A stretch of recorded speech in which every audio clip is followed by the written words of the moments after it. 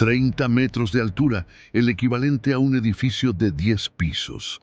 27 toneladas de oro puro solo en las paredes internas del lugar santísimo. Columnas de bronce macizo de 8 metros de altura, pesando 34 toneladas cada una. Paredes enteras revestidas con el más raro cedro, importado del Líbano. Pisos de ciprés pulido. Querubines gigantes, con 4,5 metros de envergadura, laminados en oro. El Templo de Salomón no fue solo un edificio religioso. Fue la construcción más cara, más grandiosa y técnicamente más avanzada del mundo antiguo. Tardó 7 años en estar listo. Consumió más oro que cualquier otra estructura conocida en la historia. Y aquí está el detalle que, hasta hoy, deja a ingenieros y científicos sin palabras. Las piedras de los cimientos. Los arqueólogos que han excavado en el monte del templo encontraron bloques de piedra caliza que pesan más de 400 toneladas. 400 toneladas. Eso es el peso de 60 elefantes adultos, en una sola piedra. Ahora, imagina el desafío. Hace 3000 años, sin grúas modernas, sin poleas de acero, sin dinamita. ¿Cómo bloques de este tamaño fueron cortados con precisión milimétrica, transportados por montañas y encajados? Los ingenieros modernos miran los números y se quedan sin respuesta, porque no era solo grandioso, era imposible. En este video vas a descubrir las técnicas, los materiales y el costo humano brutal detrás de la obra más impresionante de la antigüedad. Y al final entenderás el secreto que hizo posible todo esto. El primer desafío era el más fundamental. Antes del oro, antes del cedro, venía la piedra. Salomón ordenó, como está en Primera de Reyes, capítulo 5, versículo 17, que trajeran grandes piedras y piedras de valor. Pero impuso una regla divina que hacía lo imposible aún más difícil. Primera de Reyes, capítulo 6, versículo 7. Y la casa, cuando se edificó, la fabricaron de piedras que traían ya acabadas, de tal manera que ni martillos, ni hachas, ni ningún otro instrumento de hierro se oyó en la casa cuando la edificaban. Ningún sonido de herramienta de hierro. En el lugar de la construcción, piensa en lo que esto significa. El lugar de la construcción, el monte Moría, debía permanecer en silencio sagrado. Esto quiere decir que cada piedra de 400 toneladas tenía que venir de las canteras, a kilómetros de distancia, perfecta, lista, sin espacio para ajustes. Si un bloque llegaba y estaba 1 centímetro fuera de lugar, no se podía usar un cincel para corregirlo. Sería una profanación. Para esta tarea, 80.000 hombres fueron enviados a las montañas. 80.000. Imagina la escena. El sol sale sobre las colinas de Judea. No hay sonido de explosiones. Solo el sonido sordo de madera golpeando y el gemido ocasional de la roca. La técnica usada era ancestral, pero genial. Los maestros canteros identificaban una línea en la roca. Allí cavaban pequeños agujeros e insertaban cuñas de madera seca. Entonces vertían agua. La madera se hinchaba, la presión aumentaba, silenciosa, implacable. Horas, quizás días después, con un crujido profundo, la roca se partía, sin el sonido prohibido del hierro. Pero cortar era solo el comienzo. Cada bloque debía ser escuadrado, pulido, medido. Los artesanos grababan marcas secretas en la piedra, símbolos que indicaban su posición exacta en el rompecabezas. Si fallaban, 400 toneladas de trabajo se desechaban, y ese trabajo era mortal. Los derrumbes eran rutina. El polvo fino de la piedra caliza llenaba los pulmones. Un bloque que se deslizaba inesperadamente aplastaba a hombres en el camino. Y la Biblia es clara. Para muchos, no había elección. Primera de Reyes 9:21 nos dice que Salomón usó a los descendientes de los cananeos para trabajos forzados. Cortaban, sangraban y morían en silencio en las canteras. Pero por más difícil que fuera cortar la piedra, eso no era nada comparado con la pesadilla que venía después. porque ahora la piedra estaba lista, pero todavía estaba en la montaña. ¿Cómo mueves 400 toneladas por kilómetros de subidas y bajadas?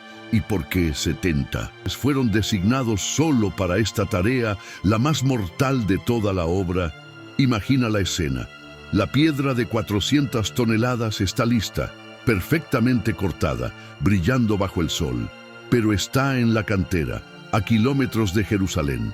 Y entre ella y el templo hay colinas, valles y un terreno implacable. 70.000 hombres. Ese es el número que la Biblia registra en Primera de Reyes, capítulo 5, versículo 15. 70.000 hombres designados exclusivamente como cargadores o transportadores. No cortaban, no construían, solo movían. Y la técnica que usaban, sin grúas, sin motores, era una pesadilla de logística y fuerza bruta. Primero, construían rampas gigantescas hechas de tierra compactada, grava y madera, creando un camino suave, pero aún inclinado, desde las canteras hasta el monte Moria. La piedra era entonces colocada sobre enormes troncos de árbol que actuaban como rodillos. Cuerdas de fibra vegetal, gruesas como el brazo de un hombre, eran atadas alrededor del bloque. Y entonces el trabajo más brutal de la obra comenzaba. Imagina a cientos de hombres al frente, alando, cientos detrás, controlando el descenso en las colinas. Un supervisor, de pie sobre la piedra o a su lado, gritaba órdenes, un ritmo. ¡Alar! ¡Detener! ¡Alar! La piedra se movía centímetros. Los hombres al frente alaban con el peso de su propio cuerpo, sus pies luchando por adherirse a la tierra. El sudor corría, mezclándose con el polvo. La tensión en las cuerdas era tan extrema que vibraban, y a medida que la piedra avanzaba, los troncos que quedaban atrás tenían que ser rápidamente recogidos y llevados al frente en un ciclo interminable. Un solo bloque de 400 toneladas podía tardar semanas, quizás meses, en recorrer solo unos pocos kilómetros. Durante todo ese tiempo, los hombres no iban a casa. Dormían al lado de la piedra, comían sus raciones básicas de pan y agua allí. No dejaban la tarea hasta que el bloque llegara a su destino. Pero aquí está el detalle que lo hace todo más visceral. Las cuerdas, hechas de fibras vegetales, tenían un límite. Bajo la presión constante de 60 elefantes de piedra, comenzaban a desgastarse. Hilos se rompían uno por uno. Y cuando la cuerda finalmente cedía, no era una ruptura limpia, era una explosión. Imagina el estallido como un trueno. El peso se redistribuye instantáneamente.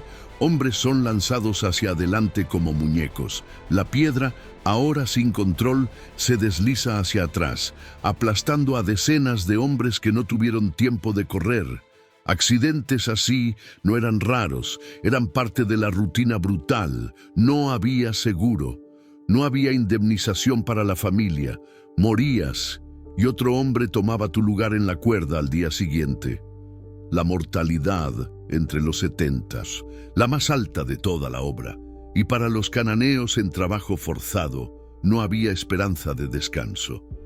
Mientras los israelitas trabajaban en turnos, un mes de trabajo, 2 meses en casa, los forzados alaban hasta que la obra terminara. 7 años, muchos no sobrevivieron a los primeros meses, y cuando la piedra, después de semanas de sangre y sudor, finalmente llegaba al lugar de la construcción en Jerusalén, el silencio era ley. ¿Recuerdas la regla? Ningún sonido de herramienta de hierro. Si la piedra estaba un dedo fuera de lugar, no se podía martillar y ajustar. Tendrían que alar el bloque de 400 toneladas de vuelta, reposicionar los rodillos e intentarlo de nuevo. Por eso, los supervisores eran implacables. Pero transportar piedras gigantes no era el único problema logístico imposible. 200 kilómetros separaban Jerusalén de los únicos bosques nobles del mundo antiguo, y Salomón necesitaba miles de troncos. ¿Cómo traes un bosque entero de otro país a través del mar? ¿Y qué acuerdo millonario tuvo que hacer Salomón que le costó a Israel una fortuna en comida? El problema de Salomón no era solo la piedra. La piedra formaba los huesos del templo, pero su alma vendría de la madera. E Israel no tenía la madera correcta, las paredes internas, el techo, las puertas. Todo debía ser revestido con la madera más noble, más aromática y más duradera del mundo antiguo, el cedro del Líbano. Pero el cedro solo crecía allá, en las montañas del Líbano, a más de 200 kilómetros al norte, en territorio extranjero. 200 kilómetros de montañas, valles y ríos. ¿Cómo traer un bosque entero a Jerusalén? Salomón hizo lo que un rey sabio haría. Negoció. La alianza entre Salomón e Hiram, rey de Tiro, está registrada en detalle en Primera de Reyes, capítulo 5.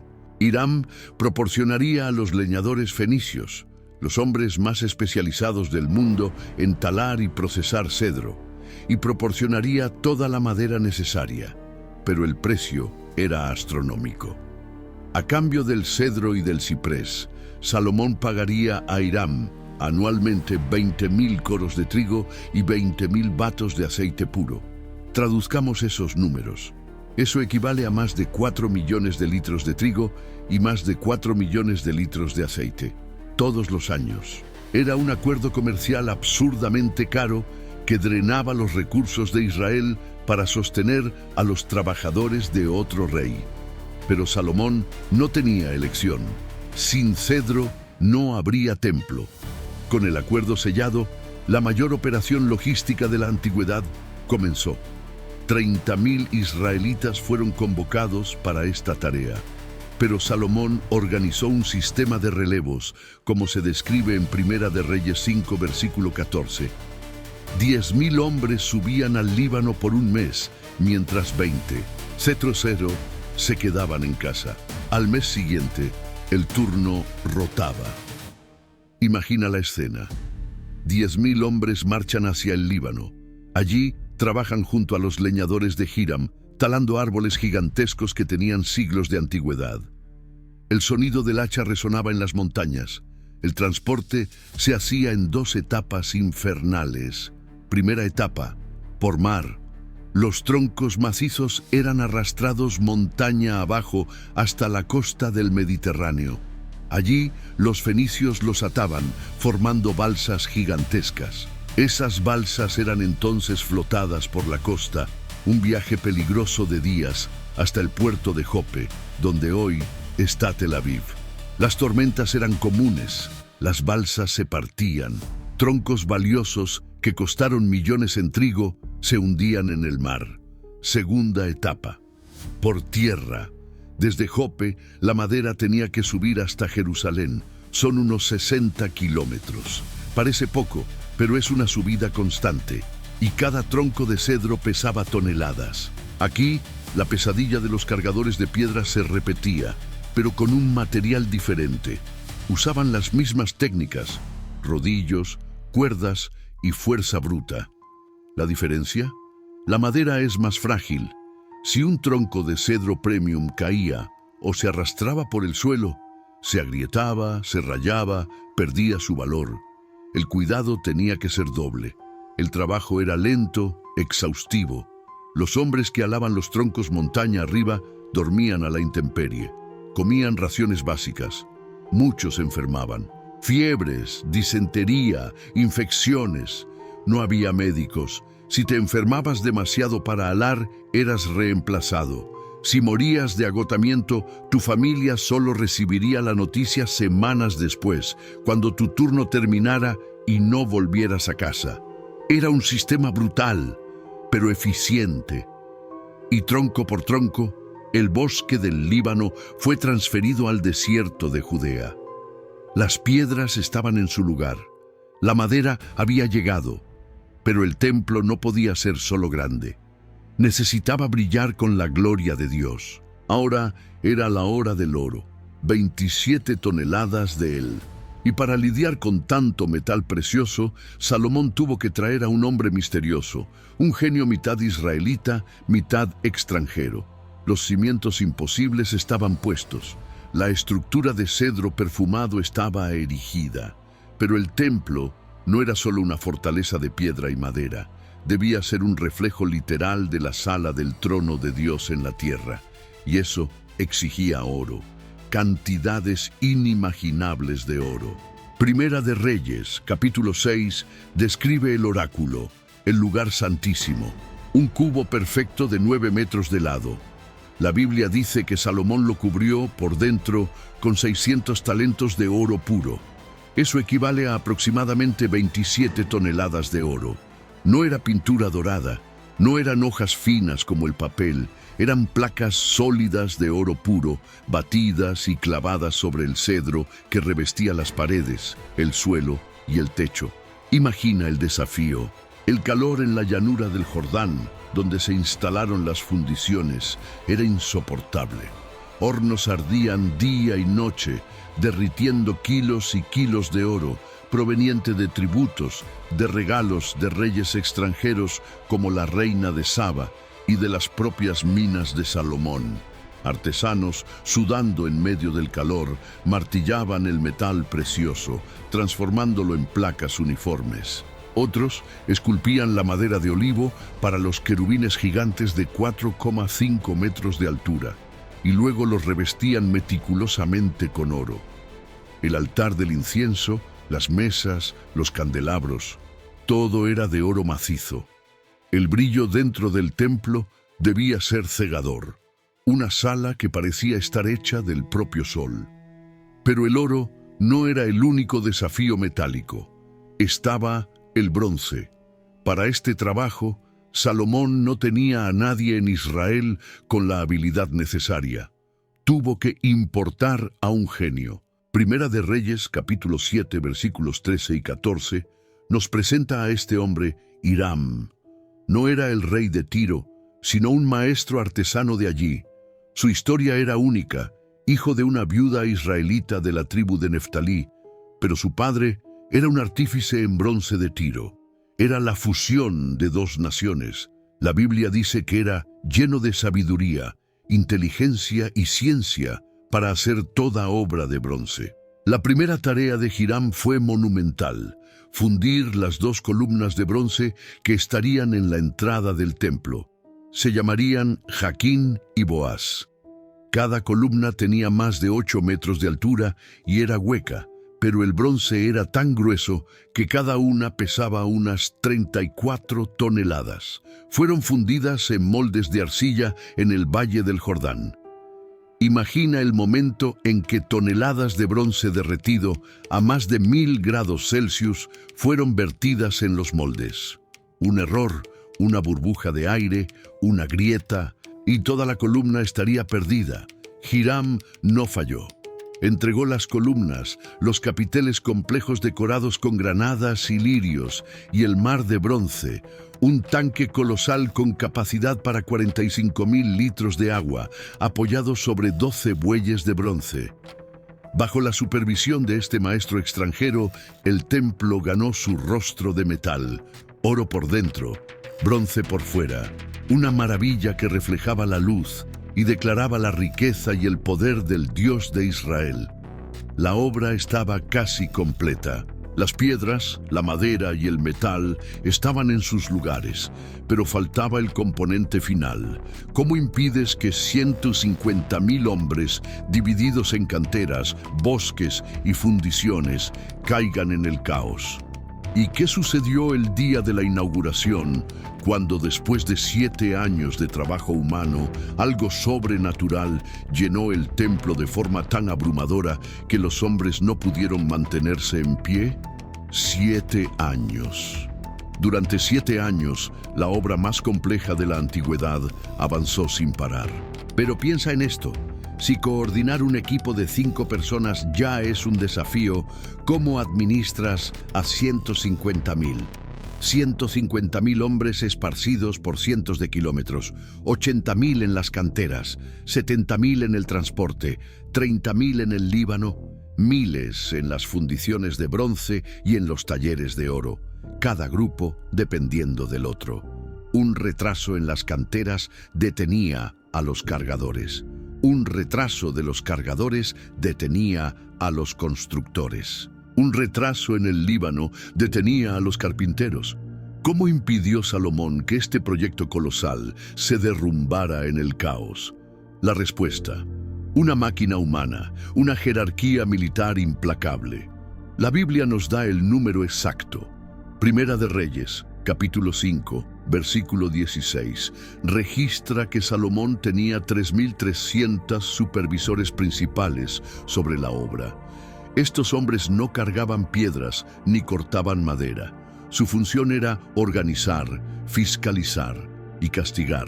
Imagina a cada supervisor controlando un grupo de 40 a 50 trabajadores. Conocían a cada hombre. Sabían quién era rápido, quién era perezoso, quién era fuerte. Distribuían las raciones, medían el progreso, garantizaban que la regla del silencio fuera obedecida. La presión sobre ellos era inmensa y ellos la transmitían hacia abajo. Un error no era solo un error, era un desperdicio de tiempo y recursos sagrados. Gracias a esta coordinación militar, la obra siguió. Piedra sobre piedra silenciosa, viga tras viga de cedro, placa tras placa de oro. Y entonces, en el 8º mes del 11º año del reinado de Salomón, la última pieza fue colocada. El templo estaba listo. 7 años de sangre, sudor y sacrificio. Hombres habían muerto en las canteras. Hombres habían sido aplastados por las piedras. Hombres habían sucumbido al agotamiento trayendo el cedro. Y ahora la estructura estaba allí, brillando bajo el sol de Jerusalén. Pero era solo un edificio, un cascarón glorioso, pero vacío. Faltaba el morador. La dedicación tuvo lugar meses después, durante la fiesta de los tabernáculos. Primera de Reyes, capítulo 8, describe la escena. Todo Israel estaba reunido. El aire estaba denso de expectativa. Los sacerdotes, en una procesión solemne, llevaron el arca de la alianza, el objeto más sagrado de la tierra, al interior del lugar santísimo y la colocaron bajo las alas de los querubines de oro. Salomón, de pie ante el pueblo, abrió sus brazos y oró. Pidió que Dios oyera las oraciones de aquel lugar, que perdonara a su pueblo allí, que habitara allí. Y entonces sucedió. No fue una luz suave, no fue una brisa gentil. La Biblia describe algo abrumador. Primera de Reyes, capítulo 8, versículos 10 y 11. Y sucedió que, cuando los sacerdotes salieron del santuario, la nube llenó la casa de Jehová. Y no pudieron los sacerdotes permanecer para ministrar por causa de la nube, porque la gloria de Jehová había llenado la casa de Jehová. Imagina la escena. La nube Shequina, la presencia visible y palpable de Dios Todopoderoso, descendió y llenó el templo. La gloria era tan densa, tan pesada, tan santa, que los sacerdotes, hombres acostumbrados a lo sagrado, simplemente cayeron. No podían mantenerse en pie. En ese momento, cada piedra de 400 toneladas, cada tronco de cedro empapado de sudor, cada gramo de oro martillado, todo cobró sentido. El trabajo humano, imposible y brutal, había sido aceptado. Dios había llegado para morar con ellos. Aquel templo era la prueba física de que el sacrificio y la obediencia, incluso cuando parecen imposibles, atraen la presencia de Dios. Hoy, aquel edificio ya no existe. Pero la pregunta para nosotros sigue siendo la misma que aquellos constructores enfrentaron. ¿Qué estás construyendo? Tu vida, tu hogar, tu fe. ¿Están siendo construidos con la reverencia y el sacrificio que invitan a la gloria de Dios a entrar y habitar? Si crees que la misma gloria que llenó el templo puede llenar tu vida hoy, comenta con fe: Señor, habita en mí.